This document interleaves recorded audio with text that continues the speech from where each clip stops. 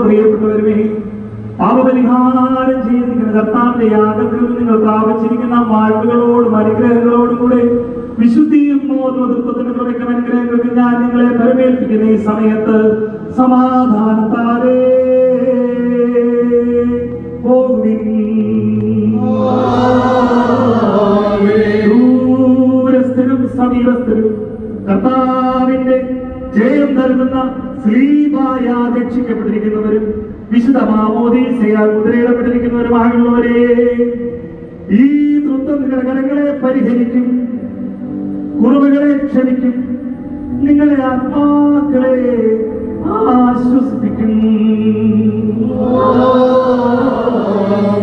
ബലഹീനനും പാപിയുമായ അറിയാൻ ഞാൻ നിങ്ങളുടെ പ്രാർത്ഥനയാൽ കരുണയും സഹായവും ലഭിക്കാനായി നിങ്ങൾ സന്തോഷിച്ച് ആനന്ദിച്ച് സമാധാനത്താലെ പോയി പാർത്ത് ഞങ്ങൾക്ക് വേണ്ടി പ്രാർത്ഥിപ്പിൻ.